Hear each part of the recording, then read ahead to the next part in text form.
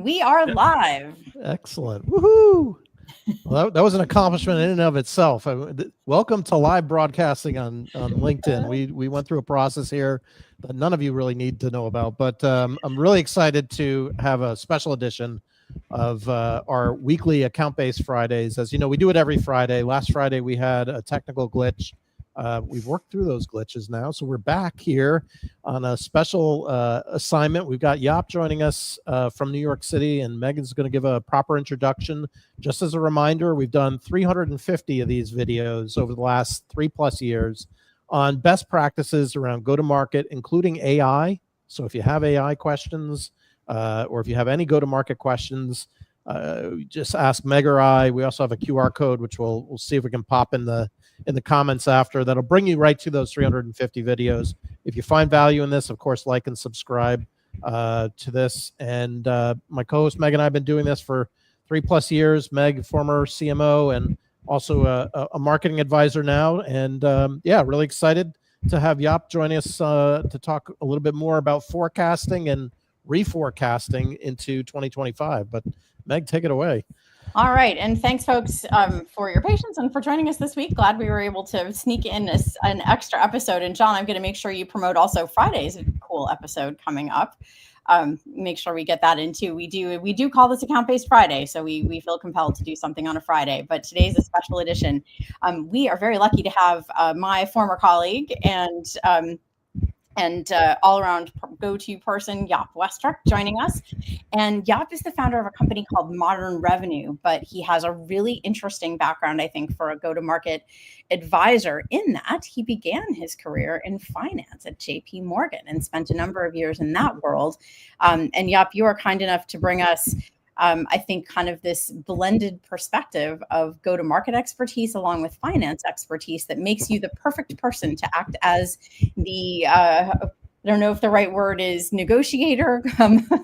Or perfect certainly is not the right word. Negotiator or translator between go-to-market and finance leaders. And right now is a really important moment to be able to do that kind of translation, I think, because for many organizations, they're taking a look at their second half of 2025 and realizing it's maybe not shaping up the way they expected it to for a range of reasons. And they are finding themselves faced with a couple of things. One is potentially a near-term reforecast, resetting of targets, and recalibrating of what they expect to achieve and setting expectations for that for investors and boards and stockholders, as well as for the people within the organization. So lots going on there. But I think there's also this sort of coincides with what is usually the kickoff of planning season. So over the summer, everyone likes to think they're going to get a little bit of a break and go to market because things are quieter. But oh no, that is never the case. It is always the case that you are starting to think about next year now. And in particular, not wanting to go into 2026 with guidance that and targets that are also not achievable, as many of them have proven to be more difficult to hit this year.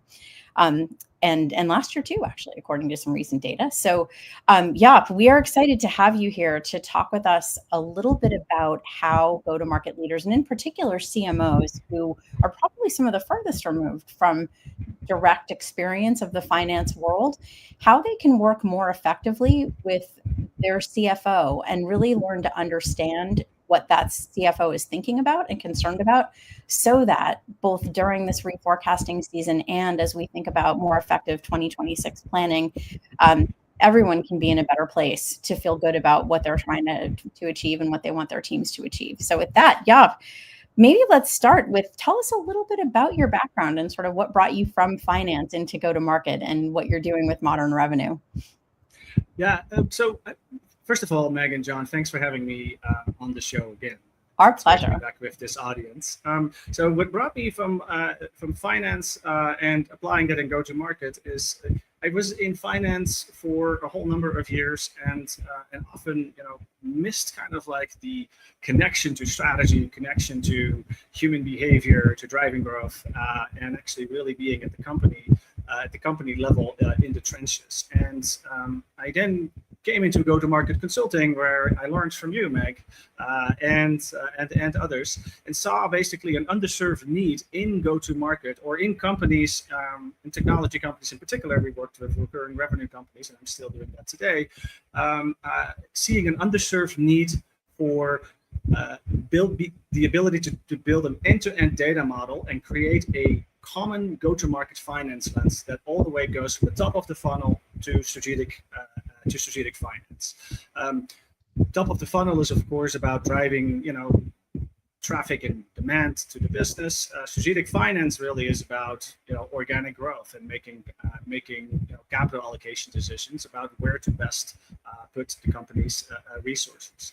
And so that's kind of like the foundation that I built Modern Revenue on, the disconnect between go-to-market and finance.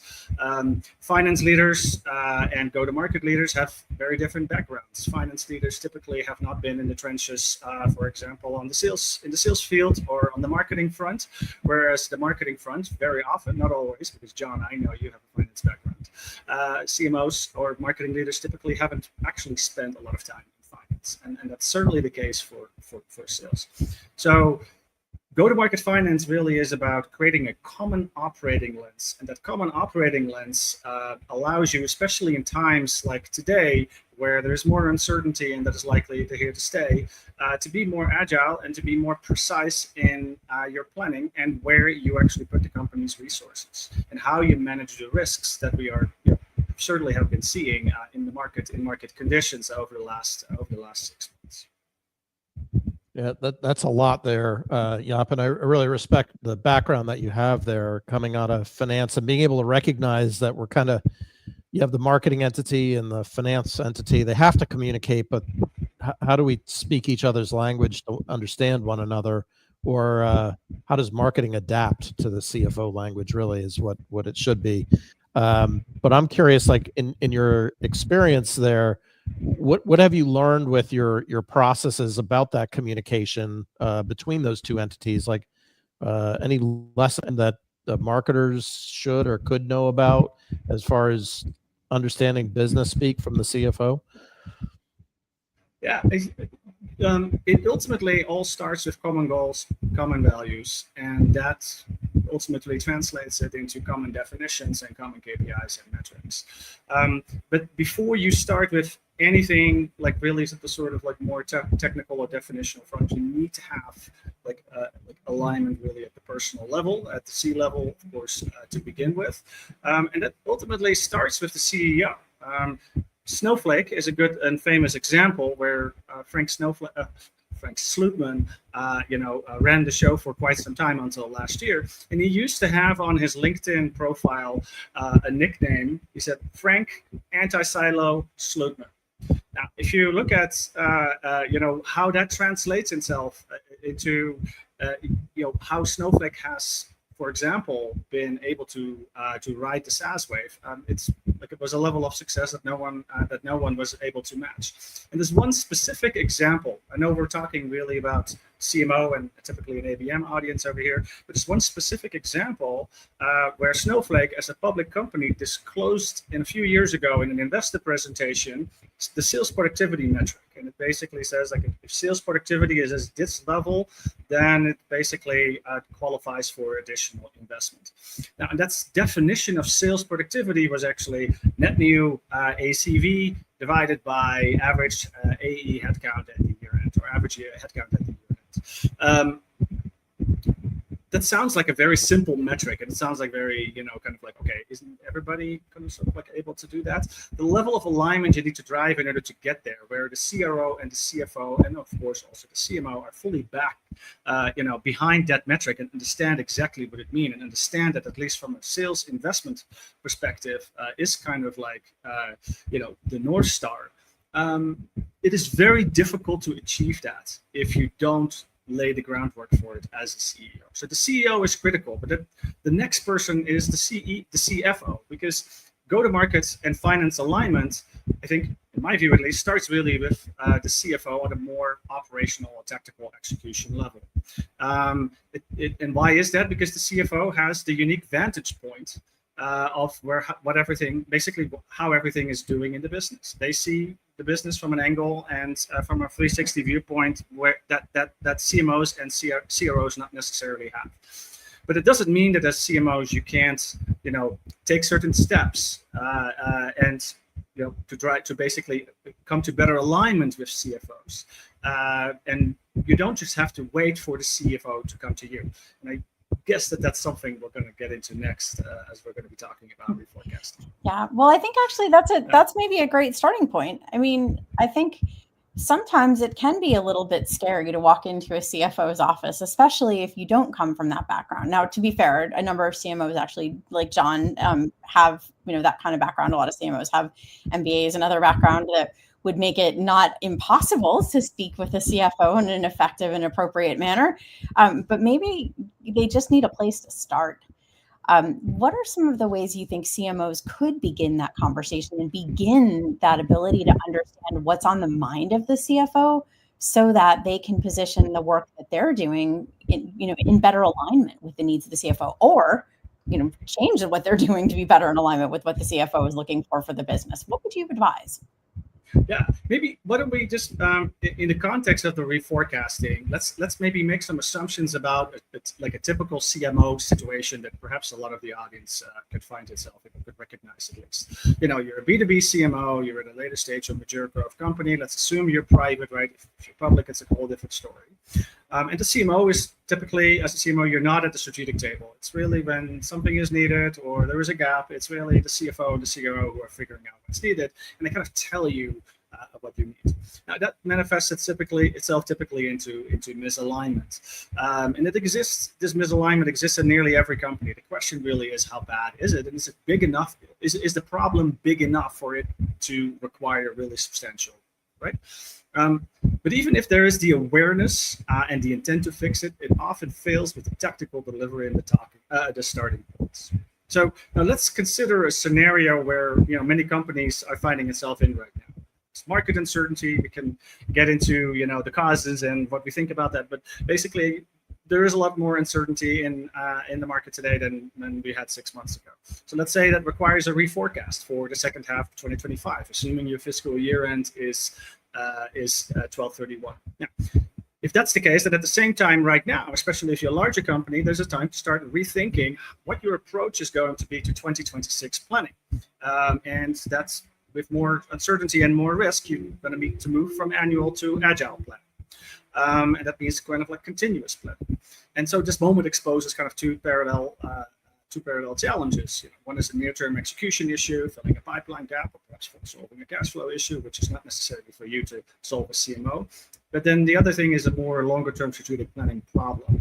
And the company needs to manage these both. And at the core, it is really about understanding and managing risk. So where does marketing come in there? Now, let's look first at the near term and the need for mid-year reforecast.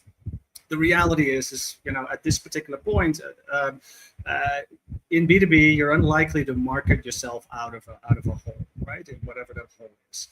But you can do sprints, and there are areas where you can make impacts quickly, have quick wins, and you have to find, for example, the path of least resistance.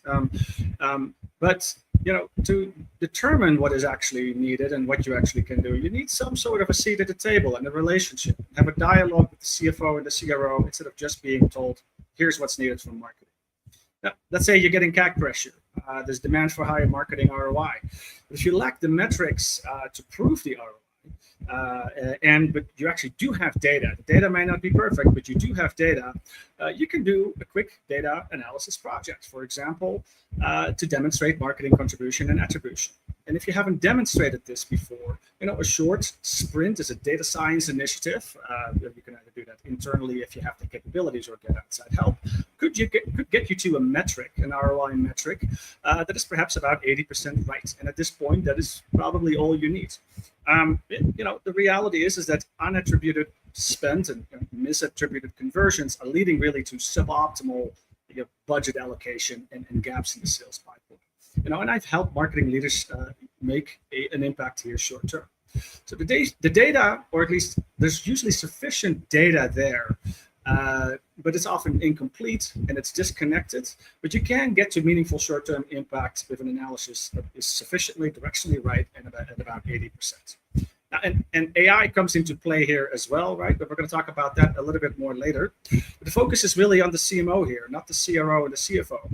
What steps can they do to address mid-year gaps? The CRO and the CFO can do things as well. That's not what we're going to be talking about. But for example, CRO can may have to adjust quotas, right? Are there realistic opportunity and productivity assumptions baked into quotas?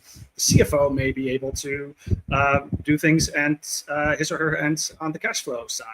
I just help the company, for example, with optimizing billing terms and reducing credit card fees. Now, these are small little things, but they can make an impact. I'll turn it back to you guys. Yeah, so many important parts there of forecasting and the proper forecasting and data. The data quality, I think, is so key as part of that. And I just came out of the CRO summit yesterday for Pavilion at their Denver CRO summit, and they talked about how this reforecasting speed is picking up. I can't remember the exact quote, but I want to say now companies are doing it at least 2 times a year, that they're recalibrating their forecasting, according to Gartner. Might have even been more, but I remember the reaction was more of, oh my God, like the frequency that we're doing this forecasting. And then you layer that against a CRO that might be there 16 to 18 to 24 months and a CMO that might be there 16, 18, 24 months. Like there's a lot of moving parts here to get a forecast right for a CFO. Like, have you seen any of that dynamic kind of play out of the constant reforecasting and the org shifts at all? Yeah, well, public companies do it more than 3 times a year. They do it at least 4 times a year, probably more often, right? And if you have the right infrastructure and the end-to-end data model in place, then that actually facilitates the process where you don't. It's not some kind of like heavy lift of spreadsheets. But so that's really going from annual planning to agile planning. Our mutual friend Jim Cook talks about this a lot. Who's been a great coach and mentor to me. But as a CMO, agile planning, and here we actually get into the longer term, right? We just spoke about what you can do in terms of short-term areas of impact, what impact you can make as a CMO for the second half. It's more about the execution. But then the longer-term strategic planning, going from annual to agile, however many times that is during the year, whatever is needed. And agile planning doesn't start with you as a CMO. It starts with the CEO and the CFO, as we spoke about, because they have the vantage point. But as a marketing leader, you can begin with thinking of yourself as a capital allocator. Where should you invest, how much, and why, and when? And that way, you help the CFO help you. You help the CFO, you enable the CFO basically to see around the corner, educate finance on the marketing mechanics, strategies, and also, very important, talking about demand, but there's also brand as the source of sustainable pricing power. And all of this starts with the CMO having a seat at the table. And in order to have a seat at the table, you need to have a relationship and you need to have credibility. And the role there the road there to agile planning starts with the common goals and that seat at the table. And maybe this is a moment to pull up the visual that we talked about. Yeah, you bet. Give me 1 second. I will get that going for us. And how's that? Can everyone see it? Yeah, so what you see here is kind of like the entire end-to-end revenue operating spectrum or revenue operating system. It's really on the left you see marketing, the top of the funnel, so to speak, right? The CMO realm. Next to it, the CRO realm, sales, and perhaps also success and customer success and service functions. And then there is the finance continuum, which is accounting, FP&A, and strategic finance. Now we have revenue operations below there, specifically focused on go-to-market. So maybe the better term in this context, at least, to talk, to basically refer to revenue operations is go-to-market revenue operations, because it is really it goes beyond finance. It goes beyond the go-to-market functions. Now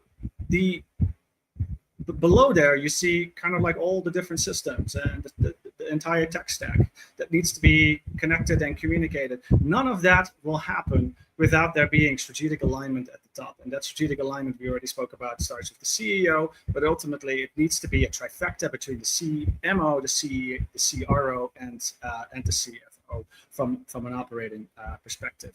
What does it mean for annual planning? Let's say it's mid-year, right? Many companies start annual planning already, typically on the late side. Some of them start at the beginning of the fourth quarter, and you have all these changes. You want to actually move from annual to agile planning, and you also want to not only get the CFO on board with, for example, additional marketing spend or different marketing spend on the demand side, but also on the brand side. What you ultimately have to do here as a CMO is begin by educating the CFO on the mechanics. Like, why are demand gen metrics where they are? What is the long-term impact of brand investments, for example, on sustainable power, pricing power? And this is not something you do in one quarter. So if you want to start doing all this work in October, you're probably going to be too late for the year. And so the ideal way is to do that earlier so that there's time to drive that alignment, to come up with the common goals and common metrics, and to have that properly being absorbed and fed into the annual plan. Well, and thinking about that, a lot of times I think marketing comes to the table with metrics that seem sort of not related to the things that the rest of the C-suite is talking about. So finance is going to come in with its report, and it's going to look pretty similar month to month. Same with sales. And marketing may too, but it may seem like they don't necessarily and easily roll up to the metrics that finance is sharing. What are some of the metrics like customer acquisition costs, things like that? What would you say marketing leaders should be aware of and bring kind of their perspective to the table on when they're having both planning discussions, but also maybe even just a tip for monthly meetings and communications about performance? Yeah. Now, so rather than the monthly communications and performance, ultimately that has to be coming out of the trifecta, right? So maybe what is a good starting point is to think about what are actually the metrics that sales is currently reporting to finance, and what are the metrics that finance really is mostly interested in. And this process starts really with a regular cadence of the meeting, right? And you start with the basics. You build templates, you put out definitions, you share it with finance, and you meet regularly. And that really gradually creates mutual trust. So you don't want to start out with a complicated, attribution analysis. As much as finance people or spreadsheet people, it still takes time and repeated exposure for finance people to get their heads around the operational data and metrics from marketing or anywhere else in go-to-market finance or in go-to-market. So the key thing there is to ask the right question. You show the curiosity and you show the openness. And it also means that you're going to have to educate yourself on what the company financial and operating metrics really are about. What is, for example, at the investor and the CFO level, what are the metrics that they care about and how do they translate to my world? Now, the famous one here is LTV CAC. I'm not going to get into the definitions, and there's pros and cons to this metric. But, for example, marketing, sales, finance, and perhaps, if you have, let's say, private equity owners, they'll look at it from different angles and with varying degrees of granularity. And marketing, for example, I've seen situations where marketing had a definition of LTV CAC where they didn't properly factor in churn. Churn was not factored in at all. And the reality with LTV CAC is that churn is the ultimate wrecking ball. It really makes or breaks everything from a valuation perspective in a recurring revenue business. And so sales then maybe look at LTV CAC to the extent they do it at all, and look at it more on a segment-specific basis, enterprise and mid-market.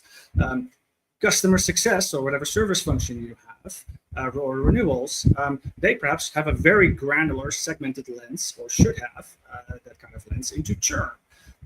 Finance then may take the LTV and the ARR cash flows from base, that you calculate, and adjust those for gross margins. And then if you are thinking about investors, they may discount those cash flows based on the level of risk that justifies a certain discount rate. So it doesn't mean that you have to have the investor level metric to work with at the marketing level.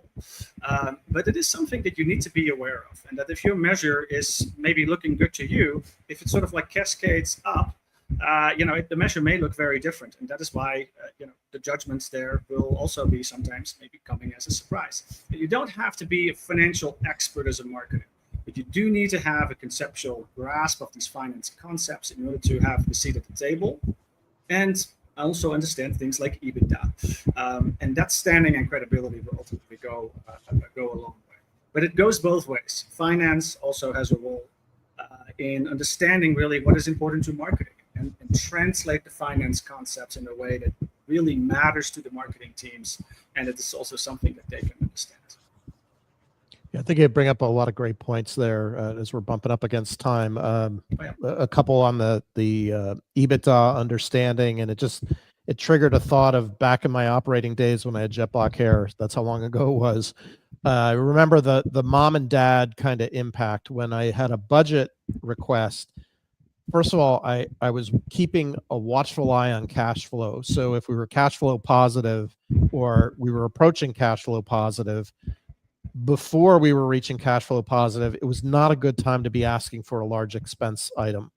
After we were cash flow positive, there was a little bit more latitude, and I call it the mom and dad syndrome, where in one case I had to ask, my CFO, which I would call my mom or my dad, one of the parents, and I had to kind of get the green light from the CFO, and then if I got the green light from the CFO, then I'd go to the CEO to say, hey, I'm thinking about this investment, it fits in the time horizon, and not that the CFO wants to be the bad guy or the one to say no, unfortunately, but I think the CFO's in that position where they see every investment from everybody. So, you have to kind of make the right case too. It's not just asking, it's putting forth the right business case in this environment to kind of get it through. So, you triggered my thought of how marketers really have to be tuned into that language, or at least I remember from my own experience, I had to be kind of tuned into the situation and not be tone deaf of making big expense requests when, we're getting ready to IPO or we're ready getting acquired. There's some obvious things that you just don't do as a marketer. So that was a trigger. I know we're pressing up against time, and I'm going to leap in terms of topics here, but you have mentioned AI. I'm curious, where do you see AI fitting in the picture here with the forecasting process, or with sales and marketing, or finance overall? Yeah. Obviously a lot of talk about AI, and maybe we can think about ways to leverage. We can think about AI really in the context of this forecasting and planning discussion we just had, right? Ultimately, what you deal with if you have to reforecast is you have an unrealistic forecast, which resulted in an unrealistic plan, and that then results into a missed plan. But the root causes, AI or no, are still going to be the lack of common goals, a common language, and a common data model, and isolated viewpoints inside each of these functions, right? So we're still talking about it because silo problems, silo solutions, a lack of cross-functional skill sets and tactical delivery expertise. There not being enough of a blueprint for tactical delivery. So how and where does AI really come into play here? Well, there are a couple of things you can do in the short term, of course, by using AI in data science applications to make sense of siloed, spotty, and unstructured attribution data. So maybe, unpack that a little bit. Right now, you see a lot of talk on LinkedIn and in the sort of like the broader go-to-market universe, a lot of talk about the fix-it-all go-to-market AI products, and that's everybody is looking for. But I think that personally, understanding also really how human nature works, that the fix on the long-term front there is going to, or the long-term fix is not going to come anytime soon. The impact of AI is huge in engineering, but go-to-market is a different beast altogether. In engineering, AI is about telling a machine or like an LLM what to do, giving it instructions. Right? And in go-to-market, the point of AI is to influence different groups of people, all the ones that we just talked about, right? And they all have different goals, perspectives, backgrounds, values, and agendas often. And so AI applications in go-to-market have to influence people and not execute instructions, and that makes success far more nuanced. And we spoke about CMO understanding, the CFO perspective, and for perhaps AI, the CMO should build a relationship with the CTO to really understand the engineering perspective. And there's also really no AI strategy without a data strategy. And the reality on go-to-market customer data and performance data, it's still unreliable, fragmented, and spotty. And so the real AI opportunity is not necessarily in the short-term solutions, but it really lies in targeting the areas where the impact is high, but the value is slow to realize. And this is really where AI can truly transform go-to-market performance. And so I think that in short, really, that the time and complexity involved is typically underestimated. AI will ultimately help solve the go-to-market data problem, but not in the near future. But AI will not formulate a common language for you, and also not least in the foreseeable future. And while AI applications, for example, in data science are very powerful, getting that data right will still require leaders, functions, analysts, users, all to work together. So AI can get you to the right answers, enable you to ask more insightful questions, but it can't immediately produce strategic alignment. And as I already said earlier, the strategic alignment ultimately doesn't start with AI, the CMO, the CRO, or even the CFO. It starts with the CEO. So I'll leave it there. Well, and the good news is building better. Sorry for being the cold water bucket guy. No, but I think you're bringing in something important, which is if we're going into a period where marketing needs to think hard about asking for any more money and may even be asked to give up some of its budget from this year in order to make some of those goals for next year, especially if you're not going to be able to market or sell your way out of the issues that are causing the need to reforecast. The things you're talking about don't cost money. They take time, they take being thoughtful, they take some skill, but they do not cost money. It does not cost money to build a relationship with your executive counterparts. So I think what you're saying, and to then, direct your team to do those things that will be helpful in terms of aligning your work with the outcomes that are meaningful to the business. So not doing it costs money. Yeah, not doing it costs money. Exactly. It's all upside if you are doing better. If you do better at process and communication, it's upside.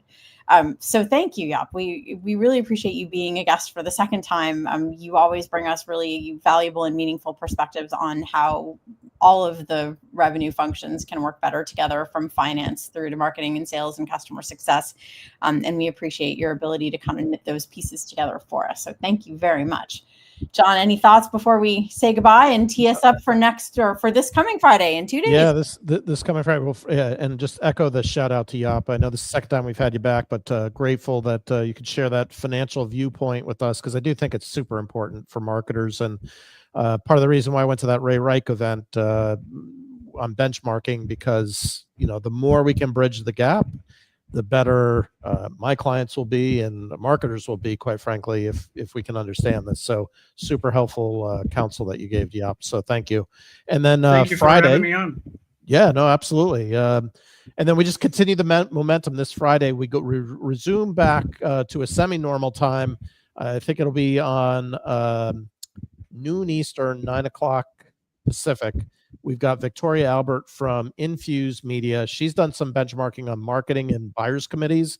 That has been top-notch work that she's going to share with us in that conversation. I think Meg hopes to be there. Worst case, I'll be doing it on my own. But yeah, it should be a really interesting dialogue. Join us this Friday for that conversation. Excellent. Well, thank you. And we appreciate everybody joining us and appreciate you joining us, Jaap. And I wish everyone, instead of a happy Friday, happy Wednesday. Thank you. Take care.